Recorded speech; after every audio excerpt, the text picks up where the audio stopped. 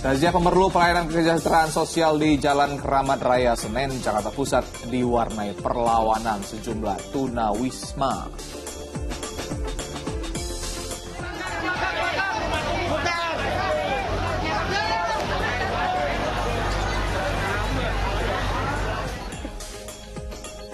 Rumah tinggal yang dijadikan tempat indekos di Pademangan, Jakarta Utara hangus terbakar.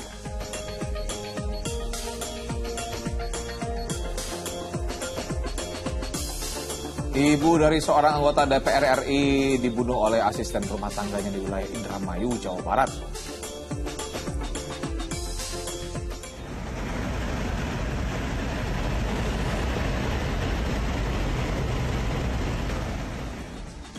Seorang penumpang pesawat di Korea Selatan membuka pintu darurat saat pesawat masih berada di ketinggian 200 meter di atas permukaan laut.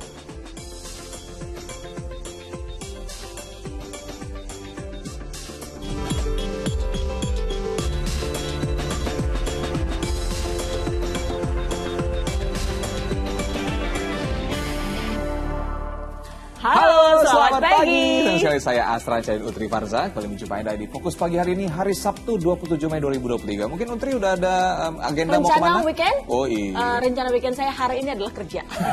Sama dong, di komputer. Tapi kami harap weekend Anda atau akhir pekan Anda kali ini juga bisa digunakan semaksimal mungkin untuk berlibur mungkin atau berkumpul bersama keluarga. Nah, kami sudah menyiapkan informasi selama 1,5 jam ke depan dengan rangkaian berita terbaru yang dihimpun tim redaksi kami hingga dini hari tadi. Kita ke informasi yang pertama, pemirsa. Tim gabungan di Pati, Jawa Tengah mengamankan 2 orang tunawisma asal Bali yang membangun gubuk di pinggir jalan dan memiliki 4 ekor kambing. Nah, sementara di Jakarta, razia pemerlu pelayanan kesejahteraan sosial atau PPKS yang digelar petugas Satpol PP di Jalan Keramat Raya Senen diwarnai perlawanan sejumlah tunawisma.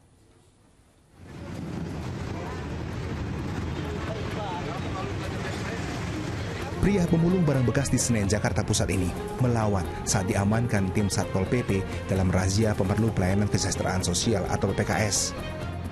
Ketegangan sempat terjadi sebab ia beralasan mau mengambil KTP. Guna menghindari hal-hal yang tidak diinginkan, petugas pun terpaksa membiarkannya pergi.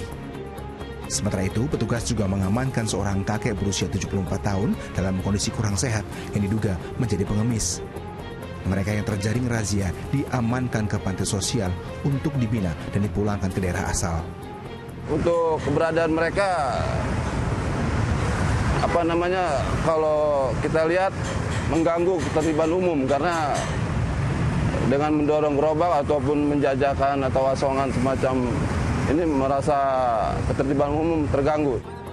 Sementara itu di Pati, Jawa Tengah, tim gabungan mengamankan 2 orang tunawisma dan juga 4 ekor kambing di dalam gubuk liar tepi Jalan Pantura, Desa Sokokulon, Margorejo, Jumat siang. Pasangan suami istri yang berasal dari Desa Kusamba, Klungkung, Bali ini mengaku sudah 2 bulan di Pati dan mencari nafkah dengan mengamen di lampu merah Tugu Bandeng. Hasil mengamen selama 2 bulan itulah lantas dibelikan 4 ekor kambing. Karena tak memiliki KTP dan tinggal di tempat yang tidak layak, mereka dibawa ke rumah singgah milik Pemkab Pati. Begitupun kambing serta anjing milik mereka.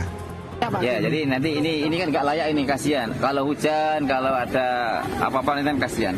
Nanti kita pindah ke tempat yang layak. Kebetulan Pemda punya rumah singgah yang nanti tentunya akan lebih nyaman untuk yang bersangkutan Pak Agung dan Bu Kadeknya.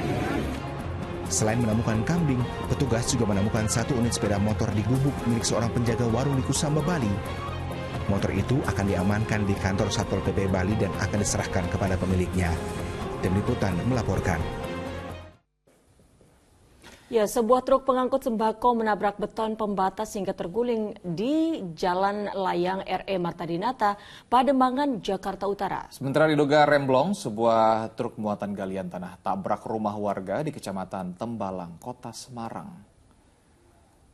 Rekaman CCTV memperlihatkan detik-detik truk muatan tanah tidak kuat menanjak dan meluncur mundur menghantam 2 rumah warga di Jalan Raya Rowosari, Rasak, Kecamatan Tembalang, Kota Semarang. Insiden ini membuat panik warga sekitar lantaran benturan truk dengan bangunan rumah menimbulkan suara yang keras.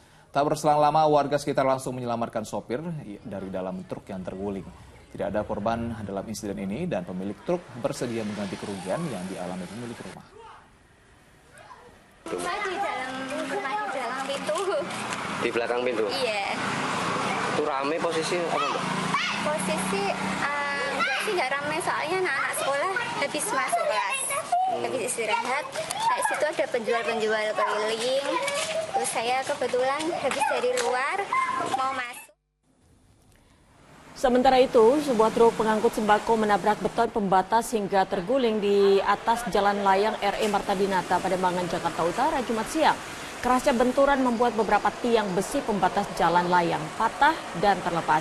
Kecelakaan diduga gagalnya upaya truk sembako saat hendak mendahului truk trailer yang ada di depannya lantaran jalan yang sempit.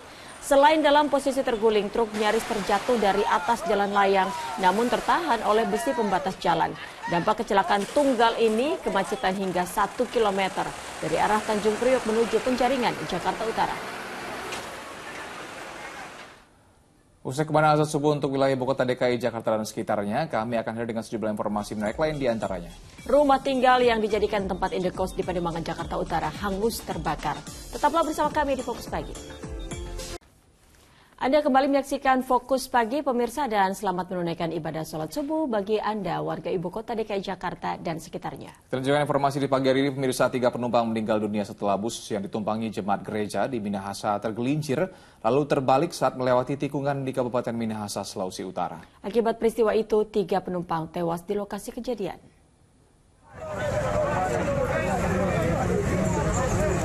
Oh, banyak korban ini. Tergelincir lalu terbalik di tikungan dan membentur sebuah minibus, mengakibatkan bus yang ditumpangi jemaat gereja di Minahasa, Sulawesi Utara ini hancur berantakan. Peristiwa itu terjadi Jumat siang di Jalan Karis Desa Leilem 3, Kecamatan Sonder. Akibat peristiwa itu 3 penumpang tewas di lokasi kejadian, 2 orang luka berat dan 6 lainnya luka ringan. Tabrakan bermula saat bus yang ditumpangi 26 jemaat gereja Masehi Injili Minahasa tersebut melewati tikungan. Namun tiba-tiba bus oleng dan terbalik, kemudian membentur sebuah minibus yang datang dari arah berlawanan. Ban kirinya jatuh di aspal, sebelah kiri, tikungan kiri pertama. Pengemudi tersebut berusaha mengendalikan kendaraan dengan menaikkan roda depan di aspal kembali. Namun kendaraan tersebut langsung oleng sehingga pengemudi tidak dapat lagi mengendalikan kendaraan tersebut sehingga langsung terbalik arah kanan dan tergelincir. Tepatnya dari arah berlawanan juga datang kendaraan Avanza sehingga terjadi benturan dengan kendaraan Avanza. Para korban kemudian dilarikan ke Rumah Sakit Siloam Sonder dari Rumah Sakit Bethesda Tomohon untuk mendapat penanganan medis. Peristiwa tersebut masih dalam penyelidikan Satlantas Polres Tomohon. Yaya Piri melaporkan dari Minahasa, Sulawesi Utara. Rumah tinggal yang dijadikan tempat indekos di Pademangan, Jakarta Utara hangus terbakar. Amukan si jago merah di kawasan permukiman padat membuat warga panik.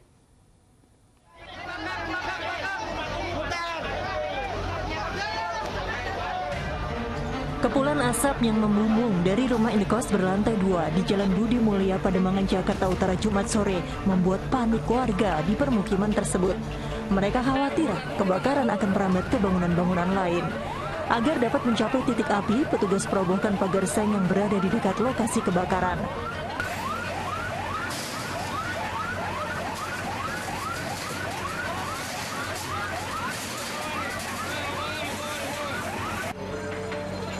Saat kejadian, para penghuni kamar indekos tidak berada di tempat. Sementara pemilik rumah memilih menyelamatkan diri menjauhi titik kebakaran.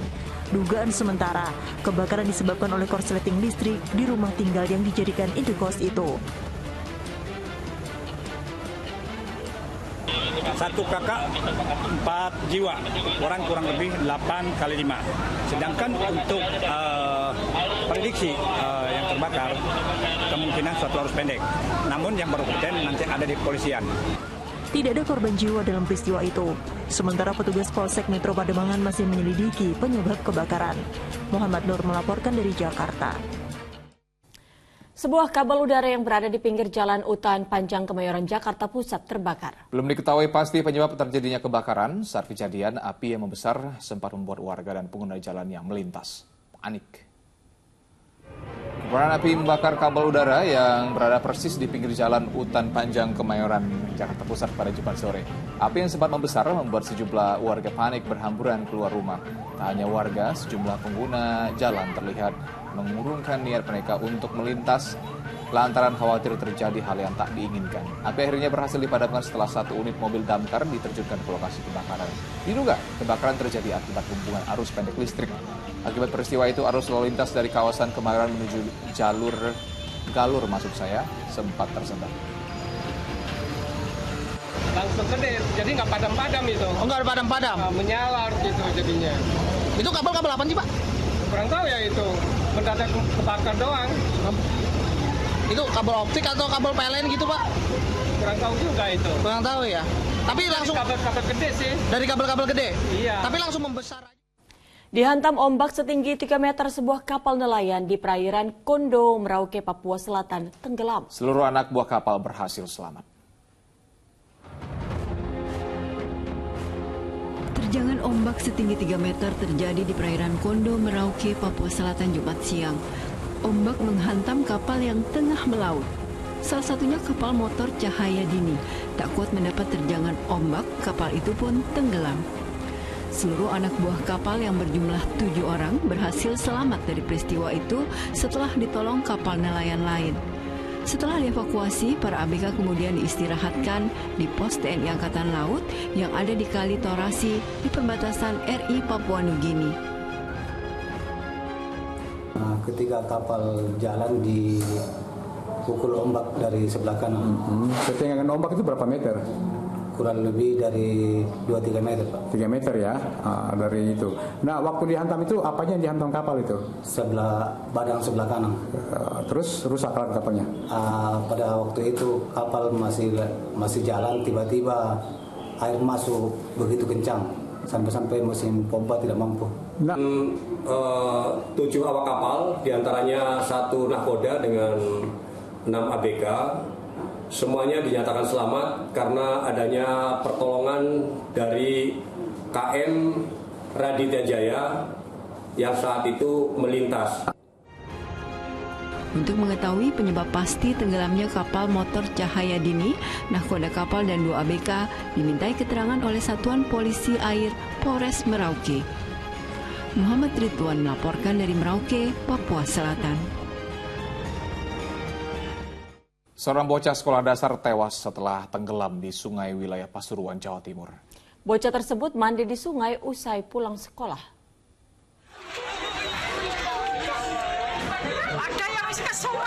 Orang tua dan keluarga tak bisa menahan duka saat mendapati anak sematawayangnya meninggal dunia karena tenggelam di sungai Menjasem. Jasad bocah berusia 8 tahun itu tiba di rumah desa Talongrejo, Pandaan, Kabupaten Pasuruan, Jawa Timur. Meski sempat dibawa ke rumah sakit, namun nyawa korban tak bisa diselamatkan. Insiden tenggelamnya korban diketahui teman sebayanya yang masih duduk di bangku kelas 1 SD. Korban saat itu mandi di sungai usai pulang dari sekolah. Diduga ia tak bisa berenang dan terbawa arus sungai. Itu meninggalnya karena apa, Bu? Mungkin nggak bisa renang anaknya, Pak.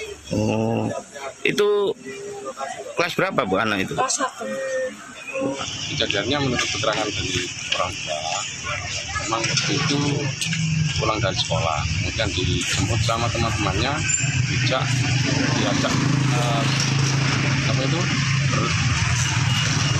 mandi sungai. Atas kejadian tersebut, anak-anak diimbau untuk tidak bermain di sungai tanpa pengawasan orang tua. Dan di Ari Gafur melaporkan dari Pasuruan, Jawa Timur. 6 orang perempuan yang baru selesai berkegiatan di Balai Pemkot Banjar terjebak dalam lift saat akan turun dari gedung. Proses evakuasi berlangsung menegangkan karena para korban panik ketakutan.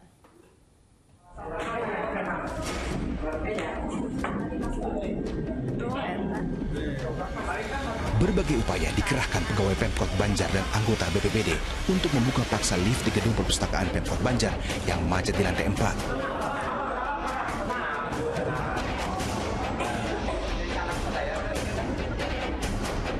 Ya, di dalam lift ini, 6 orang perempuan terjebak saat akan turun usai berkegiatan Jumat siang.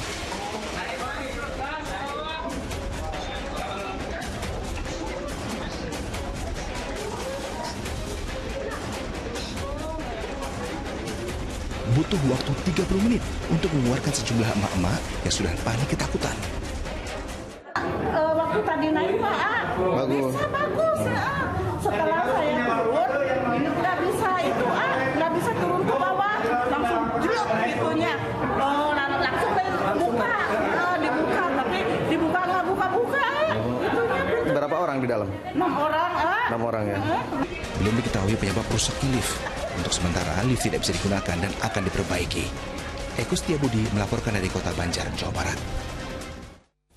Evakuasi wisatawan asing asal Prancis yang terseret arus saat berenang di perairan pantai di Nusa Penida, Klungkung, Bali berlangsung dramatis. Korban sempat bertahan dengan berpegangan pada batu di tebing curam selama 1 jam agar tak kembali terseret arus.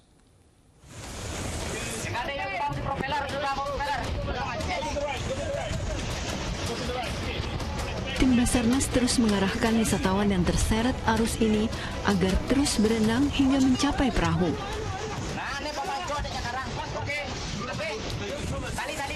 Setelah tiba, tim Basarnas langsung mengangkat tubuhnya ke atas perahu. Peristiwa ini berawal saat warga sekitar pantai Atuh, Nusa Penida, Klungkung dikejutkan suara teriakan minta tolong dari arah tebing pantai.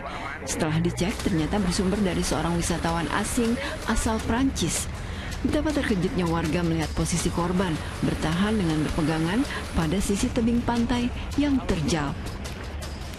Dia berada di pertengahan tebing, kemudian kita arahkan agar dia turun pelan-pelan, kemudian kita melempari ring buoy agar dia bisa menjangkau karena rib kita tidak bisa merapat ke pinggir tebing. Selanjutnya kita tarik menggunakan ring buoy dengan tali dan kita evakuasi.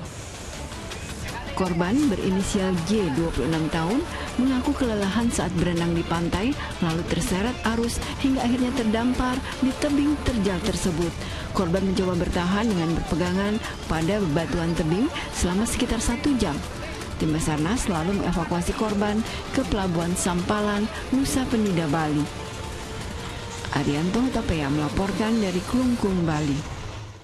Tak terima kematian sang ibu, anak pasien menganiaya seorang perawat di ruang ICU Rumah Sakit Umum Daerah Kota Kendari, Sulawesi Tenggara. Peristiwa itu pun berakhir pada laporan polisi. Dalam rekaman video amatir, terlihat pria yang mengenakan baju hitam ini melayangkan pukulan pada kepala seorang perawat yang tengah membersihkan jasad seorang wanita. Peristiwa itu terjadi di ruang ICU RSUD Kota Kendari, Sulawesi Tenggara, Rabu malam 24 Mei 2023. Belakangan diketahui jika pelaku merupakan salah satu anak dari wanita yang meninggal itu. Pemukulan terjadi karena pelaku tidak terima dengan kematian ibunya. Saya meminta izin untuk membereskan alat pada pasien yang melekat pada pasien. Kemudian pada saat itu di sela-sela saya sedang membersihkan alat atau melepas alat pada pasien, anak dari pasien tersebut tiba-tiba langsung mengatakan bahwa siapa yang melarang untuk pasien minum tadi, sambil menarik tangan kiri saya dan memukul bagian belakang telinga kiri saya. Pada saat itu saya sakitan, pusing dan langsung keluar dari ruang tersebut untuk mengamankan diri. Setelah melapor ini, kita butuh juga di pihak kepolisian untuk meminta ada perlindungan terhadap korban. Jangan sampai setelah kita meminta untuk proses hukum ini berjalan, ada langkah-langkah lain yang dilakukan oleh pihak yang tidak bertanggung jawab. Itu harus kita antisipasi semua. Kepada sejumlah wartawan Jumat siang, korban menjelaskan kondisi pasien yang meninggal itu saat masuk di ruang ICU. Kondisinya memburuk dan kesadarannya menurun. Agar peristiwa serupa tidak terulang lagi, korban penganiayaan itu kemudian melaporkan apa yang dialaminya kepada polisi. Al-Ghazali Mahfud melaporkan dari Kota Kendari, Sulawesi Tenggara. Heboh peretasan LED running text terkait kritik kinerja PLT Wali Kota Bekasi tidak hanya terjadi di Asrama Haji Embarkasi Jakarta Bekasi, tetapi juga muncul peretasan di Rumah Sakit Daerah Tipe D Bantar Gebang. Isi tulisan yang ada di RSUD Bantar Gebang tak hanya kritik kepada PLT, namun juga mengkritik terkait kinerja Satpol PP Kota Bekasi. Dugaan peretasan running text yang mengkritik kinerja PLT Wali Kota Bekasi juga terjadi di salah satu rumah sakit umum daerah tipe D di kawasan Bantar Gebang, Kota Bekasi. Di RSUD Bantar Gebang, running text diretas dan diubah hingga terbaca oleh umum. Selain mengkritik kinerja wali kota, running text juga menyoroti kinerja Satpol PP. Kejadian peretasan di RSUD tipe D Bantar Gebang terjadi pada Kamis malam sekitar pukul 21.30 waktu Indonesia Barat. Untuk mengubah tulisannya itu menggunakan aplikasi tertentu ya, yang akan saya sebutkan, ada aplikasinya, masuknya pun dengan password dan sebagainya. Jadi memang menggunakan wifi yang jarak tempuhnya bisa sampai kurang lebih 20 meter. Dari jarak jauh bisa? Dan itu pun hanya orang tentu aja yang bisa megang ya. Di kami pun tim IT dan nggak sembarang orang bisa megang itu. Peristiwa dugaan peretasan ini tentunya disesalkan PLT Wali Kota Bekasi Tri Adianto Cahyono. Pihaknya kini tengah melakukan upaya hukum untuk mengusut pelaku peretasan. Apapun nanti kita serahkan kepada yang berwenang, ya, karena kan perlu pendalaman dan lain sebagainya. Tetapi yang jelas bahwa dari hasil yang disampaikan oleh UPT, Kepala UPT embarkasi haji Jakarta Bekasi, dinyatakan bahwa itu tidak ada unsur kesengajaan. Selain di RSUD tipe D di kawasan Bantar Gebang, lampu LED ucapan selamat datang di Asrama Haji Embarkasi Bekasi, Jawa Barat juga diduga diretas oleh oknum tak bertanggung jawab. Munculnya tulisan bahkan bertepatan dengan kunjungan PLT Wali Kota Bekasi Tri Adianto Cahyono yang melepas keberangkatan kloter jemaah haji asal kota Bekasi. Awang Darmawan melaporkan dari Bekasi, Jawa Barat. Penyidik di Reskrimum Polda Metro Jaya telah melakukan gelar perkara terkait kasus kekerasan dalam rumah tangga dan penganiayaan pasangan suami istri yang sebelumnya ditangani Polres Metro Depok.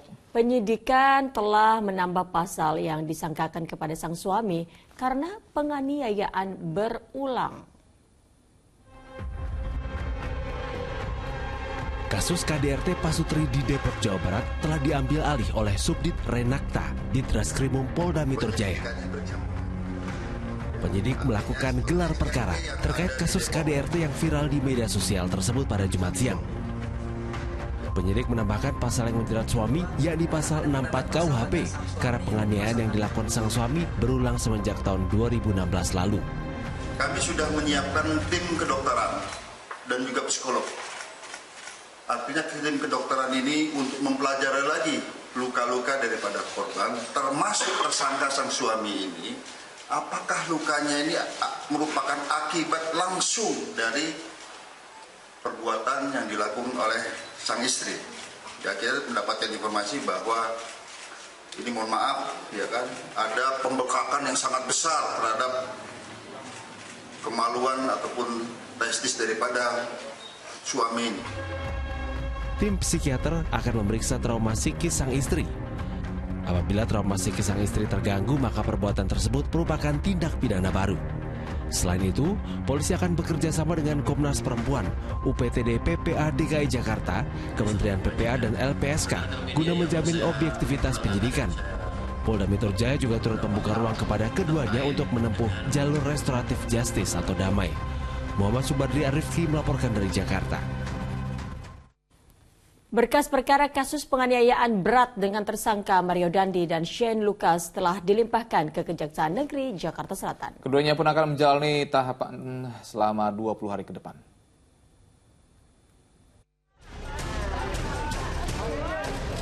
Dua tersangka kasus penganiayaan yakni Mario Dandi dan Shane Lucas resmi dilimpahkan ke Kejaksaan Negeri Jakarta Selatan pada Jumat sore setelah berkas keduanya dinyatakan P21 atau telah lengkap.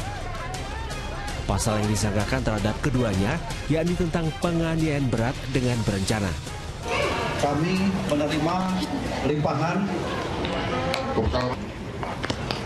yaitu atas nama tersangka MDS dan SL.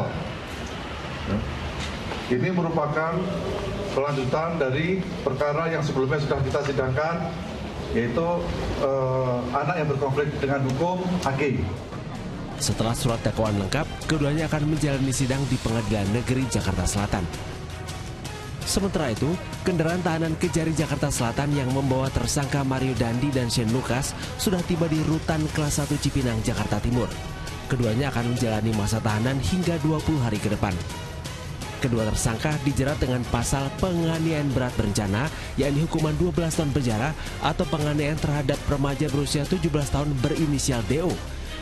Sementara AG telah divonis 3,5 tahun penjara dan kini dalam tahap sidang banding. Penyidik di Treskrimum Polda Metro Jaya juga telah memeriksa sejumlah saksi terkait laporan yang dilayangkan oleh pihak AG terkait kasus pencabulan yang diduga dilakukan oleh Mario Dandi Satrio. Terkait laporan terhadap tersangka Mario Dandi dari anak korban AH, yaitu terkait kasus pencabulan terhadap anak di bawah umur. Kita sudah melaksanakan pemeriksaan terhadap 9 orang saksi dan kita sudah melakukan beberapa penyelidikan untuk menentukan apakah ini merupakan tindak pidana atau bukan. Penyidik akan melakukan gelar perkara untuk mengetahui apakah kasus tersebut naik status dari tingkat penyelidikan menjadi penyidikan. Tim Liputan melaporkan. Berkas perkara permohonan kasasi 3 terdakwa yakni Ferdi Sambo, Putri Chandrawati, dan Kuat Ma'ruf sudah dilimpahkan ke Mahkamah Agung. Kasasi tempuh 3 terpidana setelah sebelumnya Pengadilan Tinggi DKI Jakarta juga menguatkan putusan Pengadilan Negeri Jakarta Selatan terkait perkara pembunuhan berencana terhadap Brigadir Yosua Huta Barat. Terbukti secara sah dan meyakinkan bersalah melakukan tindak pidana mati. Upaya hukum 3 terdakwa Ferdi Sambo, Putri Chandrawati, dan Kuat Ma'ruf memasuki babak baru. Berkas pengajuan banding yang diajukan ketiganya untuk kasasi sudah diserahkan ke Mahkamah Agung oleh Pengadilan Negeri Jakarta Selatan. Penyampaian berkas termasuk memori kasasi yang menjadi syarat wajib diajukannya kasasi ke MA. Ferdi Sambo, Putri Chandrawati, dan Kuat Ma'ruf mengajukan kasasi setelah Pengadilan Tinggi DKI Jakarta menguatkan putusan Pengadilan Negeri Jakarta Selatan terkait kasus pembunuhan berencana Brigadir Yosua Huta Barat. Ferdi Sambo divonis hukuman mati oleh pengadilan. Sementara Putri Chandrawati divonis 20 tahun penjara dan Kuat Ma'ruf diganjar hukuman 15 tahun penjara. Nah, penyampaian memori kasasi tersebut disampaikan sesuai dengan tengah waktu yang ditentukan undang-undang, dan setelah Pengadilan Negeri Jakarta Selatan menyatakan lengkap kemarin tanggal 25 Mei, berkas perkara upaya permohonan kasasi atas nama 3 terdakwa tersebut telah dilimpahkan atau dikirim. Wanita yang terpergok mencopet di kereta listrik komuter lain histeris ketika diamankan petugas di stasiun Tanah Abang, Jakarta. Informasi selengkapnya bersama Utri Farza sesaat lagi.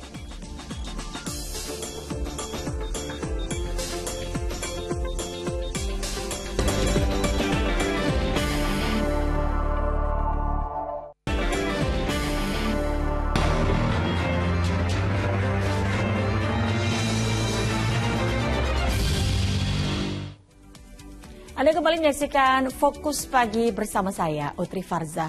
Pemirsa, seorang wanita terpergok mencopet di kereta listrik, kereta komuter lain di stasiun Tanah Abang, Jakarta Pusat.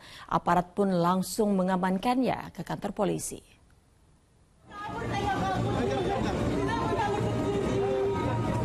Wanita ini terus meronta saat digiring petugas keamanan di stasiun Tanah Abang, Jakarta Pusat. Pelaku tertangkap tangan oleh korbannya saat mencuri ponsel di dalam gerbong KRL komuter lain tujuan Tanah Abang, Bogor. Ia yang mencoba kabur ke arah eskalator akhirnya berhasil diamankan petugas.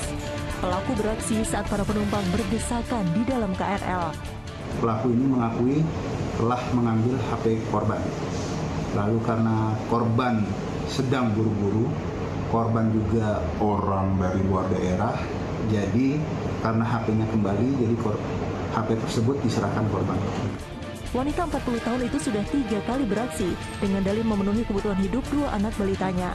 Kini ia terancam hukuman maksimal 5 tahun penjara. Don Vito Samarta melaporkan dari Jakarta. Seorang pria yang jadi buronan polisi ditangkap saat pulang ke rumah ibunya di Tanggamus, Lampung. Ironisnya tersangka dibekuk setelah bebas dari hukuman karena dipidana untuk tindak kejahatan berbeda. Sejumlah polisi langsung menyergap seorang pria yang sudah lama jadi buronan polisi di sebuah rumah di Tanggamus, Lampung. Tersangka masuk dalam daftar pencarian orang karena terlibat kasus pencurian dengan kekerasan berupa aksi penjamretan ponsel yang terjadi pada 21 Juli 2021. Penangkapan buronan itu setelah polisi mendapat kabar keberadaannya dari masyarakat yang mengenali sosok tersangka. Sejak jadi diburu aparat berwajib, pria itu bersembunyi di Kota Duri, Bengkalis, Riau. Bahkan selama pelarian itu, tersangka pernah ditangkap Polres tempat lantaran melakukan kasus pencurian dan dipidana 1 tahun 2 bulan. Selepas menjalani hukuman, tersangka kembali ke rumah ibunya dan kembali ditangkap untuk kasus berbeda. Kami dapat mengamankan 1 tersangka ya, jadi 1 tersangka ini merupakan DPO sebab rekannya 1 sudah tertangkap terlebih dahulu atas nama Ferdiansa. Untuk DPO ini siapa namanya Pak? Untuk DPO ini sendiri atas nama Gusti Panji Agung ya. Untuk kasus penjamretan yang melibatkannya, tersangka terancam pidana maksimal 9 tahun penjara. Asep Saifullah melaporkan dari Tanggamus, Lampung. Seorang gadis remaja bersama teman prianya babak belur dihajar massa usai aksinya mencuri sepeda motor di Blitar, Jawa Timur dipergoki warga. Sementara di Makassar, Sulawesi Selatan, seorang residivis pencurian sepeda motor kembali ditangkap karena kasus yang sama. Inilah rekaman CCTV saat pelaku melakukan aksi pencurian sepeda motor di Jalan Andi Pangerang Petarani, Makassar, Sulawesi Selatan pada 14 Mei lalu. Berbekal rekaman kamera pengawas tersebut, tim Resmob Polsek Rapocini, Makassar berhasil mengidentifikasi keberadaan pelaku yang juga merupakan seorang residivis kasus yang sama. Petugas kemudian menangkap pelaku di tempat persembunyiannya di Jalan Patimura, Makassar pada Jumat malam. Pelaku pun terpaksa digiring oleh petugas untuk menunjukkan barang bukti sepeda motor curian yang telah dijual ke penadah. Tak lama berselang, polisi berhasil mengamankan 2 unit sepeda motor beserta 3 orang penadah. Untuk selanjutnya kami dari keterangan pelaku kami kembangkan untuk motor yang diambil atau dicuri. Kami kembangkan ke Kabupaten Maros, Cambah. Jadi kami sempat mengamankan 2 unit sepeda motor. Sementara di Kabupaten Blitar, Jawa Timur, 2 pelaku pencurian kendaraan bermotor babak belur dihakimi massa. Ironisnya, salah satu pelaku yang merupakan residivis dalam kasus yang sama adalah seorang gadis remaja. Usai diamankan warga, kedua pelaku juga sempat dihukum menyanyikan lagu Garuda Pancasila. Patriot proklamasi bersedia. Orang itu tak kepoe. Wong maling kuting sok. Sedia. Terus.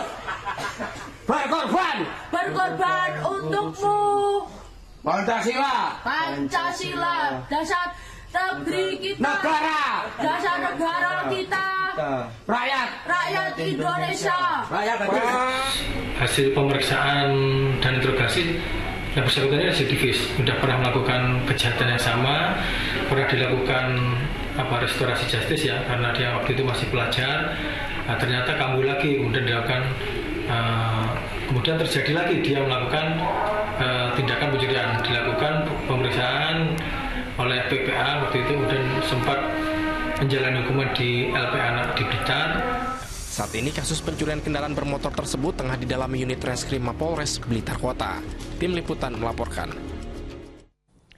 2 pria di Majalengka, Jawa Barat babak belur jadi sasaran amuk massa karena kedapatan mencuri sepeda motor warga. Kedua tersangka mengincar sepeda motor yang parkir di halaman rumah, namun aksinya dipergoki tetangga korban.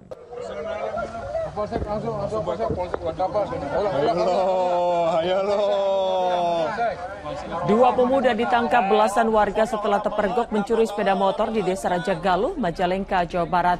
Keduanya babak belur jadi sasaran amukan massa. Pencurian terjadi ketika motor diparkir di halaman rumah. Tetangga korban yang melihat tersangka sedang mendorong motor itu keluar langsung berteriak sehingga belasan orang mengepung dan membekuk mereka. Untuk mengungkap tindak kejahatan lain yang diduga berkait dengan kedua tersangka, polisi memeriksa mereka di Mapolsek Raja Galuh. Hendak melarikan diri ke Pulau Bangka, 1 dari 6 pelaku perampokan terhadap seorang karyawan sebuah perusahaan permodalan diringkus polisi.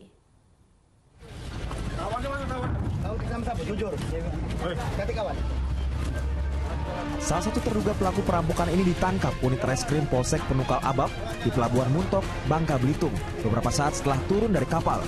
Tersangka Rio Saputra diburu karena merampok seorang karyawan PT Permodalan Nasional Madani, Kabupaten Pali 3 Mei 2023 lalu. Saat itu tersangka beraksi dengan 5 rekannya yang saat ini masih buron. Diduga pelaku sengaja kabur ke Pulau Bangka untuk menghindari kejaran polisi. Dalam keterangan pers Jumat siang di Mapolsek Penukal Abab, polisi menunjukkan sejumlah barang bukti yang digunakan tersangka saat beraksi. Tapi ini di desa Perambatan, di pinggir jalan hutan. Menurut pengakuan pelaku ini bagaimana dia melakukan aksinya? Pelaku, menurut keterangan dari pelaku dan korban, dengan cara menghadang di jalan menggunakan kayu dan kusen. Akibat perbuatannya, tersangka terancam hukuman 9 tahun penjara. Sementara akibat perampokan tersebut, korban menderita kerugian mencapai 80 juta rupiah. Dari Abab, Sumatera Selatan. Ibu dari seorang anggota DPR RI dibunuh di rumahnya di wilayah Indramayu, Jawa Barat. Jasadnya didapati dengan tangan dan kaki terikat, serta mulut dilakban.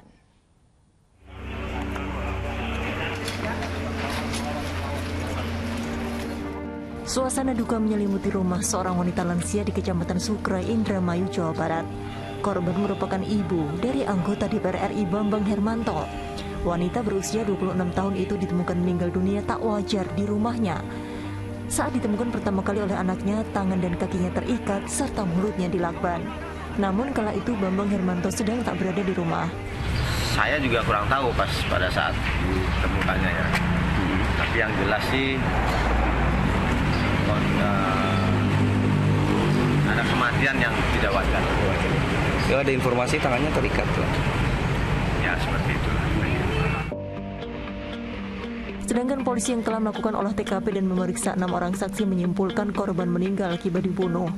Dalam kurun waktu kurang dari 24 jam, aparat pun telah menangkap pelakunya, yakni asisten rumah tangga korban. Jadi T ini adalah yang berprofesi sebagai orang yang disuruh bersih-bersih di dalam rumah korban. Dan selanjutnya kami melakukan penyelidikan terhadap keberadaan saudara T, dan akhirnya kurang dari 24 jam, tepatnya pada hari Jumat pada pukul 11.00, kami berhasil mengamankan tersangka. Pelaku masih menjalani pemeriksaan guna mendalami motif di balik pembunuhan tersebut. Sementara usai disolatkan, jenazah telah dimakamkan di pemakaman umum desa setempat. Bibi melaporkan dari Indramayu, Jawa Barat. Tersangka kasus perusakan dan penganiayaan berat saat tawuran di Gang Mayong, Cipinang Besar Utara, Jakarta Timur bertambah. Polres Jakarta Timur kembali menetapkan 6 orang tersangka dari kedua belah pihak berdasar alat bukti, keterangan, saksi, serta rekaman CCTV. Polres Metro Jakarta Timur terus mengembangkan kasus pengerusakan dan penganiayaan buntut dari tawuran yang melibatkan 2 RW di Cipinang Besar Utara, Jatinegara beberapa hari lalu. Polisi kembali menangkap 6 orang yang terlibat dalam aksi tawuran dan langsung melakukan penahanan. 3 tersangka sebagai pelaku penganiayaan dan 3 tersangka lain terkait pengerusakan, yakni pembakaran sepeda motor. Mereka ditetapkan sebagai tersangka berdasarkan keterangan saksi dan rekaman video CCTV serta video amatir yang terekam di lokasi kejadian. Polisi masih menggali motif dari warga tersebut melakukan aksi tawuran. Seluruh pelaku dari kedua belah pihak telah kami tangkap dan kami tahan. Yang oknum-oknum melakukan kekerasan baik terhadap orang maupun terhadap barang, kami proses.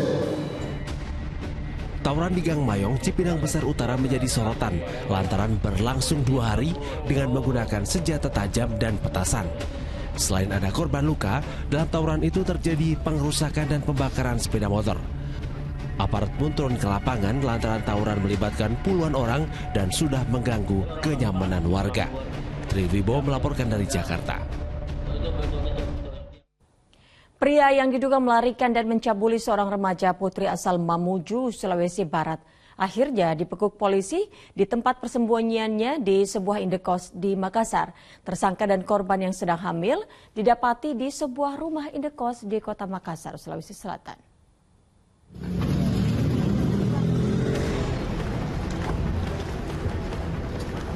Polisi menggerebek sebuah rumah indekos di Jalan Serigala, Kota Makassar, Sulawesi Selatan, Kamis malam dan meringkus seorang pria yang diduga melarikan dan mencabuli seorang gadis di bawah umur. Di tempat tersebut, petugas juga mengamankan korban yang tengah hamil akibat perbuatan tersangka. Untuk mana? Tersangka yang telah beristri dan memiliki 2 orang anak itu berkenalan melalui media sosial. Hubungan mereka berlanjut dan puncaknya tersangka membawa lari korban dari rumahnya di Kabupaten Mamuju, Sulawesi Barat. Orang tua remaja putri itu lalu melapor ke Polres Mamuju. Setelah diselidiki, ternyata tersangka dan korban berada di Kota Makassar. Mengamankan pelaku yang diduga membawa lari anak yang masih di bawah umur yang melarikan diri ke Kota Makassar. Itu dari pengakuan tersangka sendiri bahwa memang mengakui telah membawa lari anak di bawah umur dan telah hamil. Guna proses lebih lanjut, tersangka diserahkan ke penyidik Polres Mamuju dan dikenakan Undang-Undang Perlindungan Anak yang ancaman pidananya maksimal 15 tahun penjara. Sedangkan korban dikembalikan kepada orang tuanya. Andi Muhammad Sardi melaporkan dari Kota Makassar, Sulawesi Selatan. Di informasi lainnya pemirsa, diduga jadi bandar narkoba, 4 orang wanita harus berurusan dengan aparat polisi. Saat dibekuk polisi menyita ratusan butir pil ekstasi.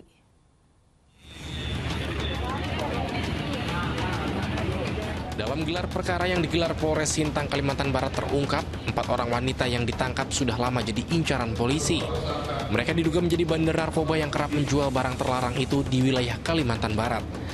Saat dibekuk, polisi menemukan narkotika jenis ekstasi yang dibawa dari kota Pontianak menuju Kabupaten Sintang. Polisi menyita sekitar 106 butir ekstasi untuk dijadikan barang bukti dan langsung dimusnahkan saat gelar perkara. Tersangka A ada menyimpan narkotika jenis ekstasi. Jadi berarti pengembangan dari penangkapan sebelumnya, bahwa di mana diberi informasi dari ketiga tersangka yang telah ditangkap pada kasus sebelumnya bahwa tersangka inisial A ini ada menyimpan narkotika jenis ekstasi. Para tersangka kini harus mendekam di sel Mapolres Sintang guna pengembangan lebih lanjut. Dede Iskandar melaporkan dari Sintang, Kalimantan Barat. Lantaran melanggar keimigrasian, 4 warga negara asing diamankan petugas imigrasi Jakarta Selatan. Sementara di Kota Tangerang, seorang wanita berkewarganegaraan Rusia juga ditangkap petugas imigrasi karena diduga terlibat praktik prostitusi online.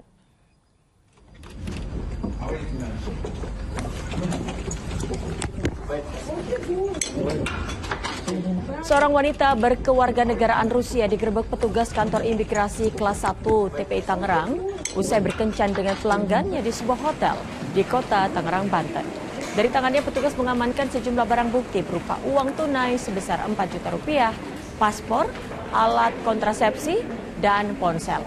Wanita berusia 31 tahun diduga menjalankan praktik prostitusi online dengan tarif jutaan rupiah untuk sekali kencan. Terduga pelaku yang sudah 2 kali masuk ke Indonesia, yakni tahun 2020 dan tahun 2023, diduga menyalahgunakan visa kunjungan yang dipegangnya.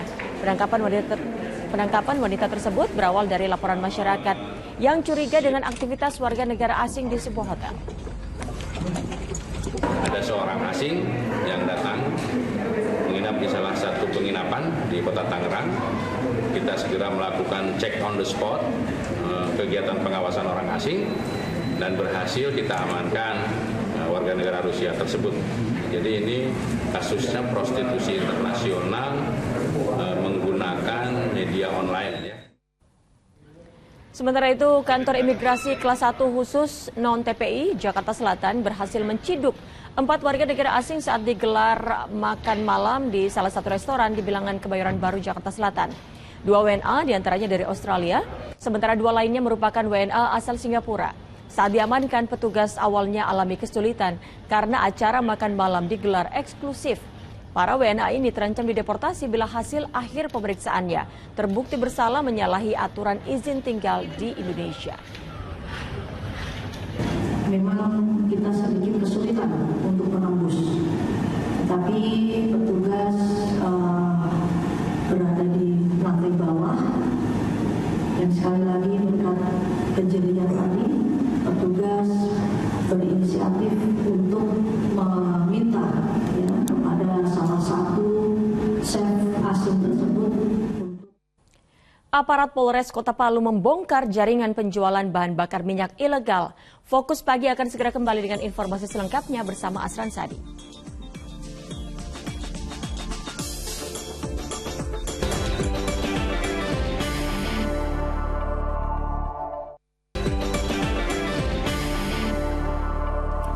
Aparat Polres Kota Palu membongkar jaringan penjualan bahan bakar minyak ilegal di Jalan Batako, Kelurahan Pengawu, Kecamatan Palu Barat. Selain mengamankan 1 orang, polisi menyita ribuan liter BBM dari lokasi kejadian. Terbongkarnya praktik penjualan BBM ilegal ini bermula dari laporan masyarakat yang curiga seringnya keluar masuk kendaraan pengangkut BBM di sebuah kos-kosan di Jalan Batako, Kelurahan Pengawu, Kecamatan Palu Barat. Benar saja, ketika tim buru sergap Polresta Palu melakukan penggerebekan, ditemukan ribuan liter BBM ilegal yang tersimpan di sejumlah drum dan jerigen. Selain mengamankan seorang pria yang belakangan diketahui aparatur sipil negara atau ASN, polisi juga tengah mendalami jenis BBM ilegal ini melalui uji laboratorium. Untuk memastikan bahwa yang ada di dalam drum tersebut atau di dalam jerigen tersebut adalah BBM jenis apa? Apakah memang dia minyak tanah? Apakah memang dia aftur?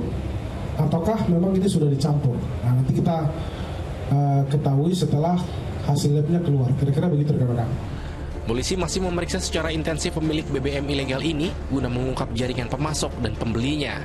Syamsuddin Tobone melaporkan dari Palu, Sulawesi Tengah. Eksekusi terhadap seorang nenek yang merupakan terpidana kasus pemalsuan surat tanah gagal dilakukan oleh Kejaksaan Negeri Palembang.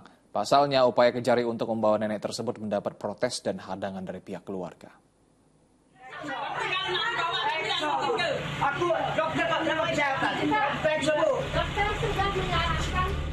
Langkah petugas Kejaksaan Negeri Palembang ini terhenti saat hendak menjemput terdakwa Cik Maimunah, seorang nenek berusia 85 tahun di rumahnya di Jalan Simpang Bakaran, Palembang, Sumatera Selatan pada Jumat siang. Kedatangan petugas disambut protes oleh pihak keluarga yang meminta jaksa untuk tidak membawa paksa nenek tersebut karena dalam kondisi sakit terbaring di tempat tidur. Untuk memastikan kondisi terdakwa kasus pemalsuan surat tanah itu, jaksa dan petugas medis memeriksa kesehatannya. Meski kondisi kesehatan terdakwa dinyatakan stabil, namun petugas membatalkan eksekusi. Hal ini dilakukan atas pertimbangan keamanan serta menghindari sesuatu yang tidak diinginkan. Kalau secara medis, saudaranya 183 dari tim medis menyatakan baik, karena keadaan kondisi yang kurang kondusif, kita menghindari chaos yang menyebabkan terjadi hal-hal yang tidak kita inginkan. Kita akan kembali melaporkan kepada pimpinan.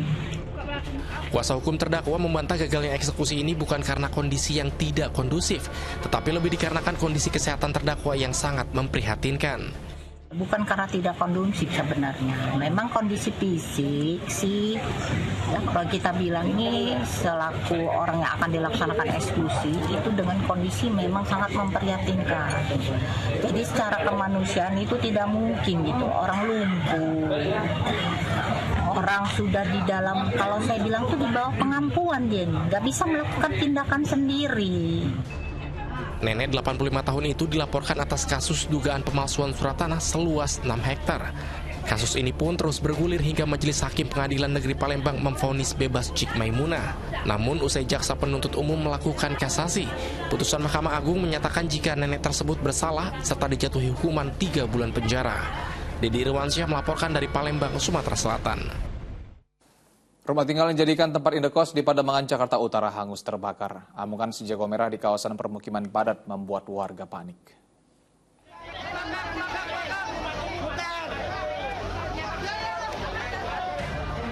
Kepulan asap yang membumbung dari rumah indekos berlantai 2 di Jalan Budi Mulia, Pademangan, Jakarta Utara Jumat sore membuat panik warga di permukiman tersebut.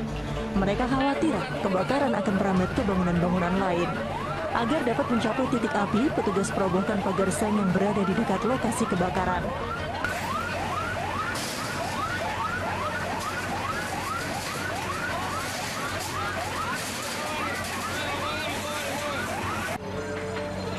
Saat kejadian, para penghuni kamar indekos tidak berada di tempat. Sementara pemilik rumah memilih menyelamatkan diri menjauhi titik kebakaran. Dugaan sementara, kebakaran disebabkan oleh korsleting listrik di rumah tinggal yang dijadikan indekos itu. Satu kakak 4 jiwa, orang kurang lebih 8 kali 5. Sedangkan untuk prediksi yang terbakar kemungkinan suatu arus pendek. Namun yang berkompeten nanti ada di kepolisian. Tidak ada korban jiwa dalam peristiwa itu. Sementara petugas Polsek Metro Pademangan masih menyelidiki penyebab kebakaran. Muhammad Nur melaporkan dari Jakarta. Sebuah kabel udara yang berada di pinggir jalan Utan Panjang Kemayoran Jakarta Pusat terbakar. Belum diketahui pasti penyebab terjadinya kebakaran dan saat kejadian api yang membesar sempat membuat warga dan pengguna jalan yang melintas panik. Kobaran api membakar kabel udara yang berada persis di pinggir jalan Utan Panjang Kemayoran Jakarta Pusat pada Jumat sore. Api yang sempat membesar membuat sejumlah warga panik berhamburan keluar rumah. Tak hanya warga, sejumlah pengguna terlihat mengurungkan niat mereka untuk melintas lantaran khawatir terjadi hal yang tak diinginkan. Api akhirnya berhasil dipadamkan setelah satu unit mobil damkar diterjunkan ke lokasi kebakaran. Diduga kebakaran terjadi akibat hubungan arus pendek listrik. Akibat peristiwa ini, arus lalu lintas dari kawasan Kemayoran menuju Galur sempat tersendat. Langsung gede, jadi nggak padam-padam itu. Oh, nggak padam-padam? Menyalar gitu jadinya. Itu kabel apa sih, Pak? Kurang tahu ya itu, mendadak kebakar doang.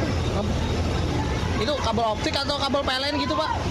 Kurang tahu juga itu. Kurang tahu ya. Tapi langsung kabel-kabel gede sih. Dari kabel-kabel gede? Iya. Tapi langsung membesar.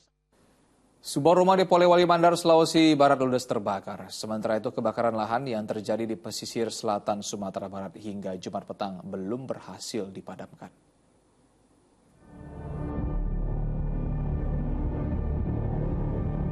Inilah lahan yang terbakar di Nagari Laut, Kabupaten Pesisir Selatan, sekitar 300 km dari Kota Padang.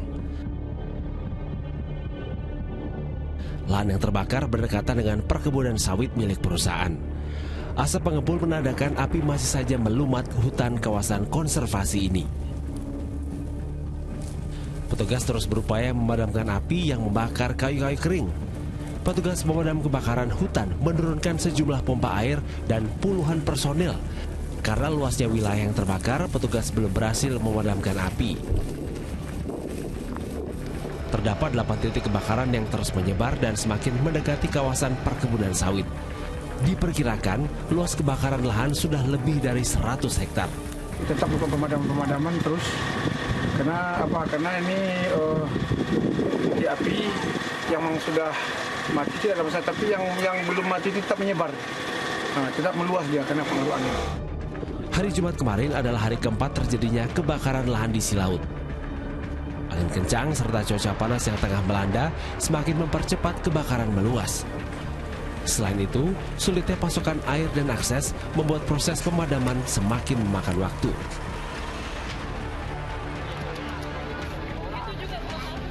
Sebuah rumah di Polewali Mandar, Sulawesi Barat terbakar saat mayoritas warga sedang beristirahat siang.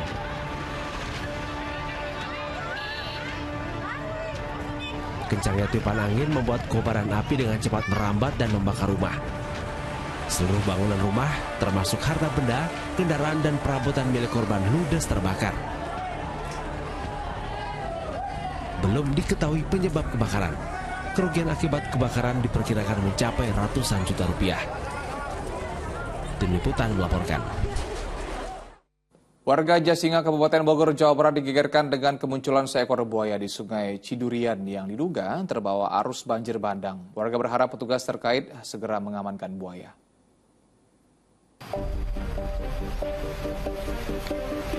Dalam video amatir yang beredar luas, seekor buaya tanpa asik berjemur di bantaran Sungai Ciburian, Jasinga, Bogor. Tak hanya berdiam diri di tepian sungai, tapi juga menceburkan diri lalu hilang di tengah sungai. Tak heran banyak warga sengaja datang untuk bisa melihat langsung buaya. Belum pernah lihat aslinya saya mah, gitu. Makanya pengen lihat ke sini. Namanya hewannya takut ya. Cuman kalau misalkan kata saya juga kalau misalkan nggak ganggu mah ke kita, nggak galak lah ibaratnya, biarin aja. Menurut warga sekitar bantaran sungai, buaya sepanjang 1 meter tersebut kerap muncul pagi dan sore hari. Sejumlah warga mengaku cemas, khawatir buaya menyerang manusia. Walaupun untuk instansi terkait, entah itu dari BPBD atau BKSDA, ya kami memohon untuk segera memonitor agar keberadaan binatang ini tidak meresahkan warga. Diduga buaya sepanjang 1 meter tersebut terbawa arus sungai saat banjir bandang mendera beberapa waktu lalu. Warga berharap pihak terkait segera meninjau area sekitar buaya kerap muncul dan mengevakuasinya agar keberadaan buaya tidak mengancam keselamatan jiwa. Asep Solihin melaporkan dari Kabupaten Bogor, Jawa Barat. Jelang keberangkatan ke Tanah Suci, berbagai fasilitas jemaah calon haji terus dipersiapkan terutama bagi jemaah haji lanjut usia. Sementara di Bandung Barat, suasana haru iringi kepergian ratusan jemaah calon haji, terutama oleh anggota keluarga yang mengantar.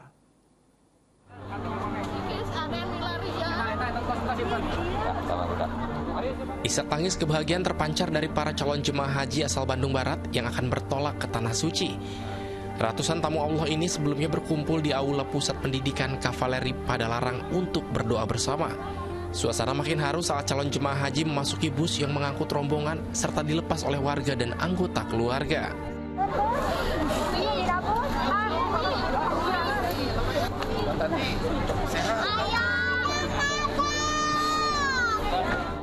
Untuk gelombang pertama, calon jemaah haji yang berangkat berjumlah 392 orang serta 8 orang petugas. Memang ada yang tidak berangkat dari Kota Muri, itu ada yang tidak berangkat ya, karena apa? Karena tidak melunasi, dan mungkin karena suaminya berangkat karena usia lansia, istrinya tidak, akhirnya ingin berdampingan, akhirnya dia mundur. Sementara itu, guna menjaga kondisi kesehatan para calon jemaah haji, Dapur Haji Embarkasi Jakarta Bekasi menyiapkan ribuan paket makanan bagi para jemaah setiap harinya. Pada musim haji tahun 2023 ini, petugas Dapur Haji memprioritaskan makanan yang mudah dicerna, khususnya bagi lansia. Beberapa makanan ringan yang disajikan seperti bubur kacang hijau dan bubur ketan hitam juga disiapkan. Sementara makanan berat diantaranya sayur mayur dan lauk pauk yang rendah lemak. Bagi calon haji yang hendak memesan makanan tertentu dengan alasan kesehatan dapat mendatangi petugas Dapur Haji. Tim Liputan melaporkan. Menteri Sosial Tri Risma hari ini lagi-lagi menegaskan dirinya tidak terlibat dalam kasus dugaan korupsi beras bantuan sosial. Bahkan pejabat Kementerian Sosial diduga terlibat dalam kasus itu telah dimutasi oleh Risma sejak awal menjabat sebagai Menteri Sosial. Dugaan kasus korupsi penyaluran beras bansos bagi penerima manfaat program Keluarga Harapan tahun 2020 masih didalami oleh KPK. Menteri Sosial Tri Risma hari ini menyebut para pejabat Kemensos yang diduga terlibat sudah dimutasi dari kantor pusat tahun 2021. Hal itu berdasarkan analisis dan laporan dari pejabat Kemensos dan aparat penegak hukum yang bertugas di lingkungan Kemensos. Sebagai langkah pencegahan, Risma menggandeng Inspektur Kemensos yang berasal dari KPK dan Kejaksaan Agung guna memonitoring kinerja secara keseluruhan. Saat saya dilantik jadi oleh Pak Presiden, Pak Presiden nyampaikan ke saya, Bu, sudah tidak usah bentuk barang, bansos semua bentukan uang. Jadi itu yang saya pegang, perintah Pak Presiden itu, sehingga 2021 saya pun tidak mau. Saat diminta untuk menyalurkan bansos beras, saya nggak mau. Karena saya pegang perintah Pak Presiden dalam bentuk uang, bukan barang, begitu. Sebelumnya, KPK melakukan penggeledahan di gedung Kementerian Sosial di Jalan Salimbar Raya, Senen, Jakarta Pusat pada Selasa sore. Penggeledahan dilakukan terkait kasus dugaan korupsi penyaluran bantuan sosial beras untuk keluarga penerima manfaat program Keluarga Harapan tahun 2020 hingga 2021. Pasca penggeledahan, KPK belum menetapkan satupun tersangka dan pasal yang diterapkan. Penyidik KPK masih mengumpulkan dan melengkapi alat bukti yang telah dimiliki. Tim Liputan melaporkan.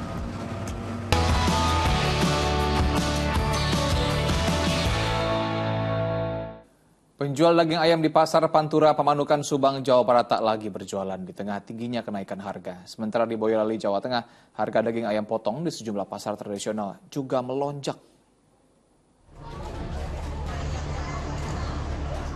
Harga daging ayam potong terus melonjak di pasar kota Kabupaten Boyolali, Jawa Tengah. Sebelumnya harga daging ayam berada di kisaran Rp32.000 per kilogram. Saat ini naik menjadi Rp36 hingga Rp37.000 per kilogram. Naiknya harga ayam potong sudah terjadi dalam 10 hari terakhir. Selain memberatkan konsumen, kenaikan harga juga menyulitkan para pedagang daging ayam yang mengalami penurunan omset. Untuk pasokan sih aman, karena kita juga penjualannya juga menurun. Iya. Terus biasanya motong berapa Bu per hari? Biasanya 2,5-3 kintal. Terus saat ini? Sekarang maksimal 2. Penjual daging ayam di Pasar Pantura Pamanukan, Subang, Jawa Barat memilih tidak berjualan karena stok daging ayam kosong. Mereka hanya datang untuk membersihkan lapak dagangan sambil menunggu datangnya pemasok. Mereka mengaku tidak mengetahui penyebab keterlambatan daging ayam yang harganya kini melonjak dari Rp34 menjadi Rp40.000 per kilogram. Selain daging ayam, harga telur juga tinggi seperti di Kota Banjar, Jawa Barat. Saat ini telur dijual di kisaran Rp31 hingga Rp32.000 per kilogram. Kondisi ini membuat penjualan sepi pembeli. 20 peti, 25 peti nggak banyak sih. Gitu. Harapannya mahal, jadi pembeli juga kurang. Selain masalah harga, masalah lain yang dihadapi pedagang yakni stok telur yang mengalami penurunan. Pedagang berharap harga telur segera turun sehingga penjualan bisa kembali normal. Tim Liputan melaporkan. Ratusan warga di Kota Bogor, Jawa Barat rela antre untuk mendapatkan bantuan langsung tunai atau BLT dari pemerintah pusat. Banyaknya warga yang datang menyebabkan petugas membuat skema waktu pembagian. Ratusan keluarga penerima manfaat asal Kecamatan Tanah Sareal Jumat pagi rela antre di kantor pos Juanda, Kota Bogor, Jawa Barat untuk mendapatkan bantuan langsung tunai sebesar Rp600.000. Mereka harus sabar bergiliran saat proses pencairan uang yang dibagikan petugas karena harus menunjukkan identitas yang sesuai. Warga terbantu dengan bantuan ini karena bisa menutupi kebutuhan sehari-hari di tengah naiknya beberapa komoditas sembako saat ini. Sementara untuk mengurangi penumpukan massa, petugas pun membagi 2 waktu pembagian dan 2 titik berlainan agar lebih tertib. Rencana mau digunakan apa nih, Pak? Hah? Dimanfaatkan buat keluarga. Keluarga aja ya. Dalam penyaluran bantuan PKH di bulan kedua. Sebesar rata-rata Rp600.000 dan selebihnya itu variatif. Selain bantuan langsung tunai, pihak kantor pos Kota Bogor juga akan menyalurkan bantuan pangan berupa beras dan bantuan penanganan stunting. Iwan Kurniawan melaporkan dari Kota Bogor, Jawa Barat. Seorang penumpang pesawat di Korea Selatan membuka pintu darurat saat pesawat masih berada di ketinggian 200 meter di atas permukaan laut. Informasi selengkapnya sesudah pariwara.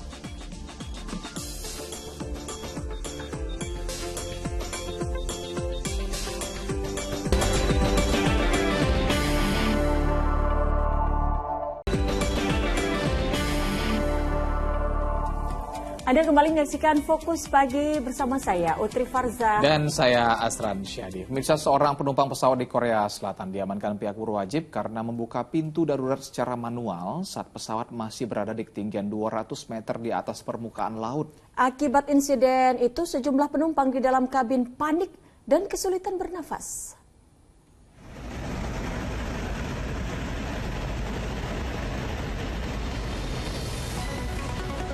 Inilah insiden menegangkan saat pintu darurat pesawat Asiana Airlines yang sedang mengudara di Korea Selatan dibuka oleh salah satu penumpang pada Jumat waktu setempat.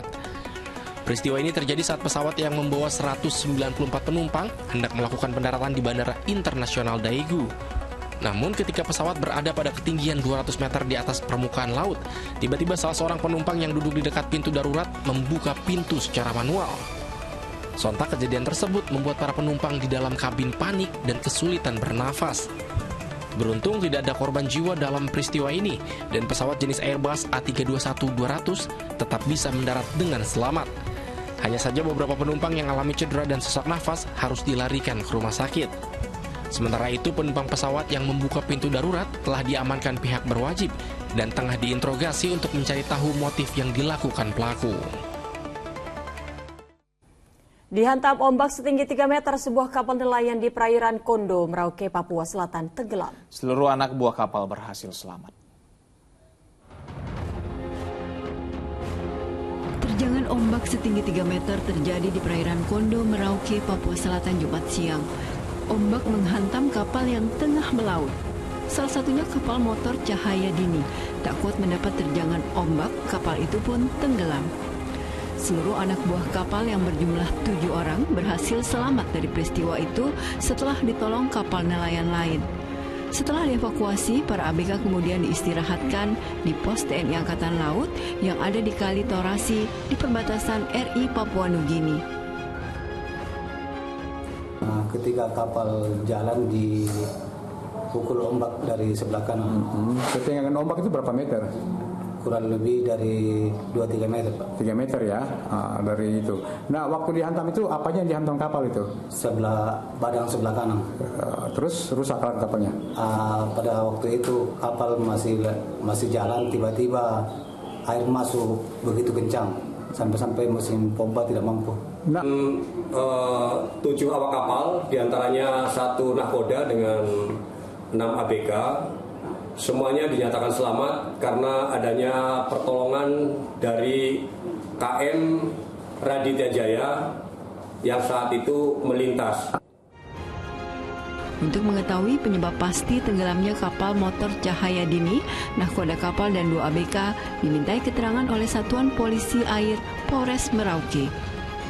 Muhammad Ridwan melaporkan dari Merauke, Papua Selatan. Tim gabungan di Pati, Jawa Tengah mengamankan 2 orang tunawisma asal Bali yang membangun gubuk di pinggir jalan dan memiliki 4 ekor kambing. Sementara di Jakarta, razia pemerlu pelayanan kesejahteraan sosial atau PPKS yang digelar petugas Satpol PP di Jalan Keramat Raya Senen diwarnai perlawanan sejumlah tunawisma.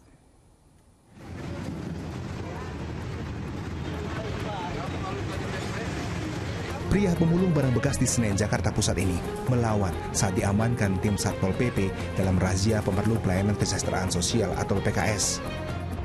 Ketegangan sempat terjadi sebab ia beralasan mau mengambil KTP. Guna menghindari hal-hal yang tidak diinginkan, petugas pun terpaksa membiarkannya pergi. Sementara itu, petugas juga mengamankan seorang kakek berusia 74 tahun dalam kondisi kurang sehat yang diduga menjadi pengemis. Mereka yang terjaring razia diamankan ke panti sosial untuk dibina dan dipulangkan ke daerah asal. Untuk keberadaan mereka,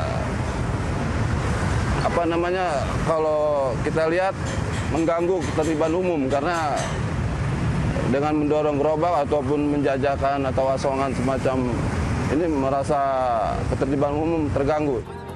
Sementara itu di Pati, Jawa Tengah, tim gabungan mengamankan 2 orang tunawisma dan juga 4 ekor kambing di dalam gubuk liar tepi Jalan Pantura, Desa Sokokulon, Margorejo, Jumat siang. Pasangan suami istri yang berasal dari Desa Kusamba, Klungkung, Bali ini mengaku sudah 2 bulan di Pati dan mencari nafkah dengan mengamen di lampu merah Tugu Bandeng. Hasil mengamen selama 2 bulan itulah lantas dibelikan 4 ekor kambing. Karena tak memiliki KTP dan tinggal di tempat yang tidak layak, mereka dibawa ke rumah singgah milik Pemkab Pati. Begitupun kambing serta anjing milik mereka. Ya, jadi nanti ini kan nggak layak, ini kasihan. Kalau hujan, kalau ada apa-apa ini kan kasihan. Nanti kita pindah ke tempat yang layak. Kebetulan Pemda punya rumah singgah yang nanti tentunya akan lebih nyaman untuk yang bersangkutan Pak Agung dan Bu Kadeknya. Selain menemukan kambing, petugas juga menemukan 1 unit sepeda motor di gubuk milik seorang penjaga warung di Kusamba, Bali. Motor itu akan diamankan di kantor Satpol PP Bali dan akan diserahkan kepada pemiliknya. Tim Liputan melaporkan. Di informasi lainnya, pemirsa, penyidik di Treskrimum Polda Metro Jaya telah melakukan gelar perkara terkait kasus kekerasan dalam rumah tangga dan penganiayaan pasangan suami istri yang sebelumnya ditangani oleh Polres Metro Depok. Penyidik telah menambah pasal yang disangkakan kepada sang suami karena penganiayaan berulang.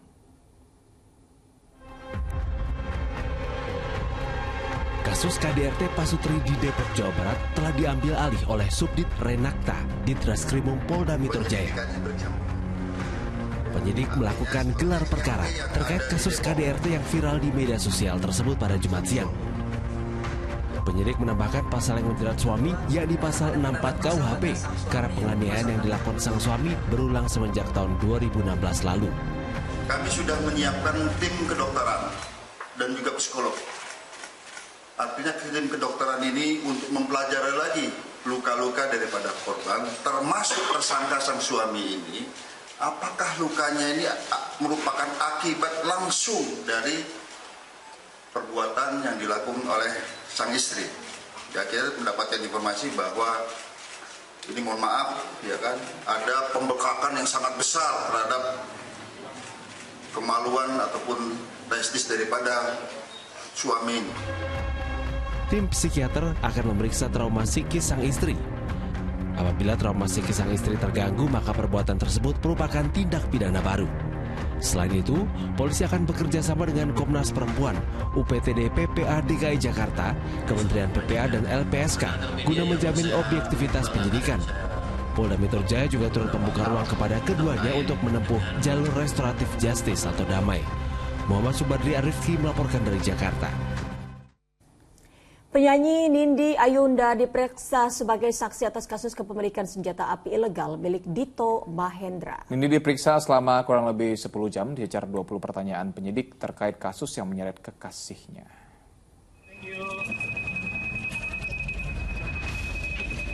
Setelah diperiksa sejak Jumat pagi, penyanyi Nindi Ayunda akhirnya rampung diperiksa oleh penyidik Direktorat Tindak Pidana Umum Barreskrim Polri pada Jumat malam.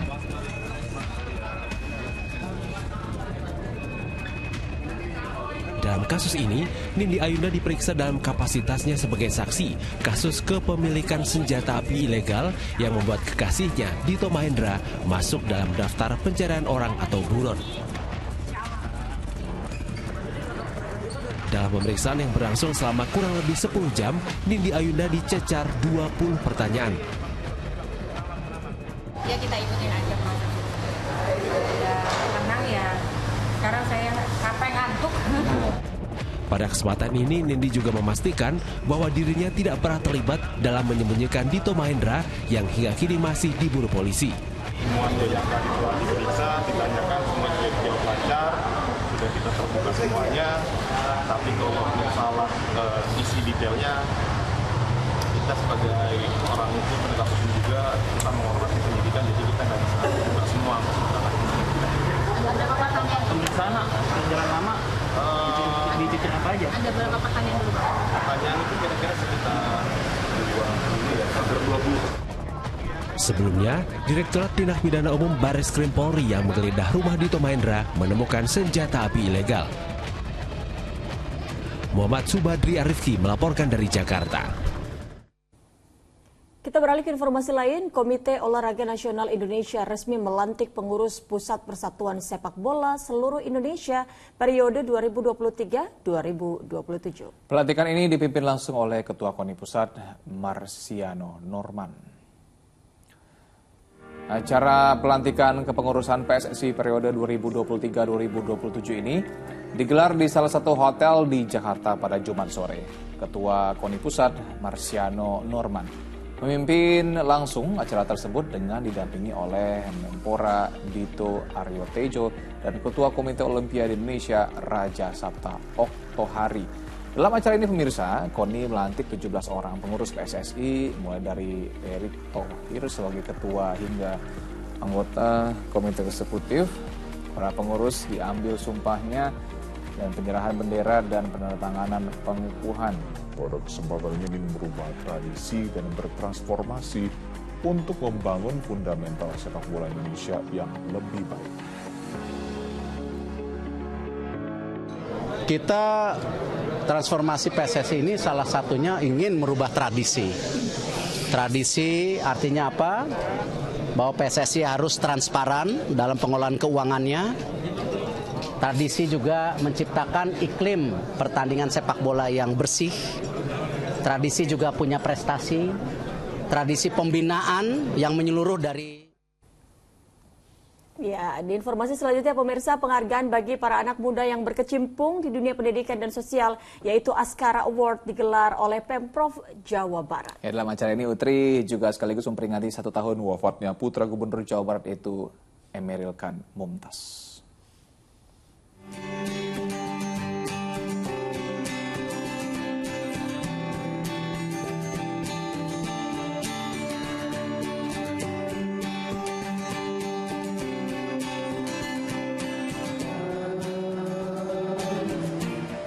Penyelenggaraan Askara Award yakni apresiasi kepada anak muda yang menebar kebaikan di dunia pendidikan dan sosial di ruang lingkup Jawa Barat berlangsung di Gor Saparua, Kota Bandung, Jawa Barat pada Jumat malam.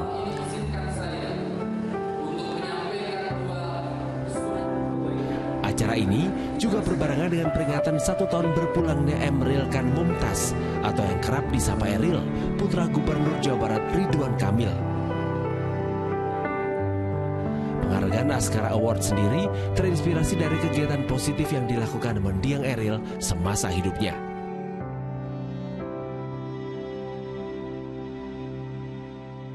Askara Award ini nantinya dari Bapak Andi F. Roya dan Bapak Ridwan Kamil akan memberikan apresiasi kepada anak-anak muda yang melakukan gerakan-gerakan kebaikan untuk sesamanya gitu. Selain diisi dengan doa bersama, peluncuran buku bertajuk Cuma Rindu yang ditulis langsung oleh ibunda almarhum Eril, yaitu Atalia Praratia, yang menceritakan tentang kerinduan keluarga terhadap sosok Eril.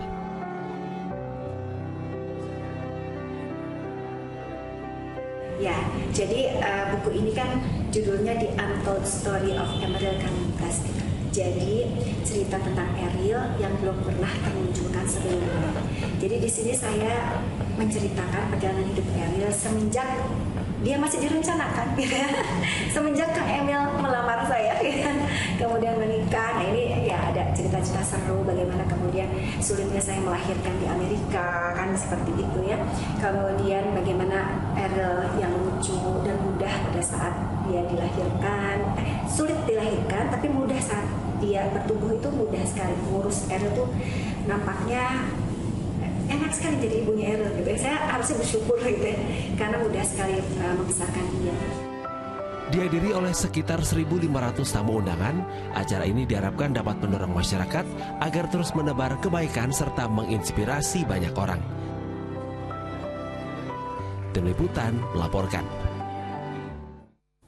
Dan pemirsa, laporan tadi sekaligus menutup kerusuhan kita di Fokus Pagi hari ini. Usai Fokus Pagi, jangan lewatkan untuk menyaksikan program Magic 5. Mewakili tim redaksi dan kerabat kerja yang bertugas, saya Utri Farza. Dan saya Alfred pamit, selamat berakhir pekan dan sampai jumpa.